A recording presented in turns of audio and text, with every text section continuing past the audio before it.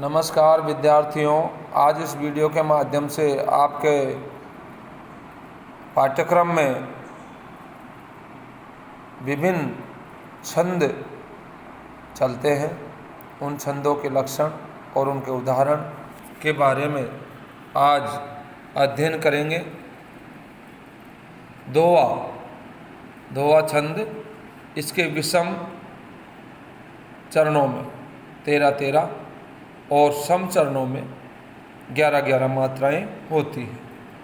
विषम चरण से मतलब प्रथम और तृतीय, और सम चरण से मतलब द्वितीय और चतुर्थ।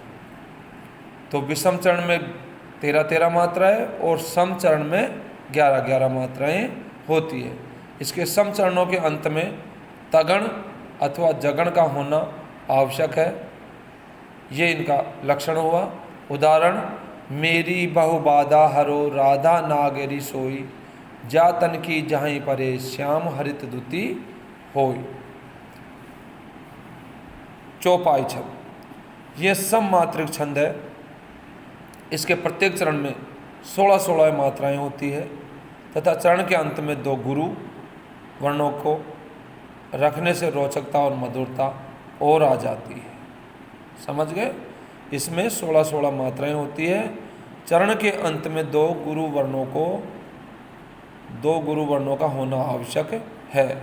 उदाहरण: सुनहु प्रिया व्रत रुचिर सुशीला, मैं कछु करीब ललित नर लीला, तुम पावक महु करहु निवासा, जब लगी करहु निशाचर वासा। कुंडलिया छंद, ये मात्रिक छंद होता है। इसमें 6 पद होते हैं। इसमें आदि में एक दोहा रखा जाता है तथा उसके पश्चात रोला छंद रखा जाता है। इसके प्रत्येक पद में 24 मात्राएं होती है तथा आदि और अंत का पद एक जैसा होता है। दौलत पाइने कीजिए सपने में अभिमान, चंचल जल दिनचारी को ठाव न रहत निदान, जियत जग में जस लीजे, मीठे वचन सुनाए विनय सबई से कीजे। कह गिरधर कबीराई अरे वह सब घट तोलत, पावन निशि दिनचारी रहत सबई के दौलत। इस प्रकार ये कुंडलिया छंद हुआ। सवैया छंद आता है। सवैया छंद हिंदी काव्य में बहुत लोकप्रिय रहा है। थोड़े बहुत अंतर के साथ इसके 4 रूप होते हैं: मदिरा सवैया, मतगयंत सवैया, सुमुखी सवैया, सुंदरी सवैया। मतगयंत सवैया के प्रत्येक चरण में 7 भगण और 2 गुरु मिलाकर 23 वर्ण होते हैं।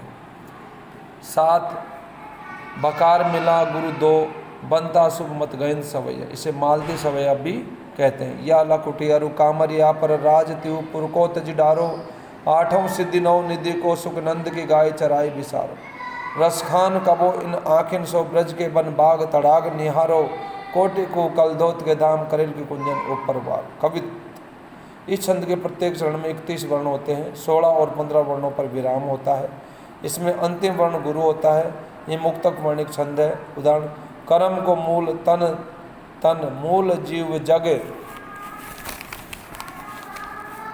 जीवन को मूल अति आनंद ही दरीबो, कहे पद्माकर जो आनंद को मूल राज मूल केवल प्रजा को भुवन भरीबो, प्रजा मूल अन्न सब अन्नन को मूल मेघ को मूल एक जग अनुसरीबो, जगन को मूल धन मूल धर्म अरु, धर्म मूल गंगा जल बिंदु पान करीबो। अब वंशस्थ छंद आता है।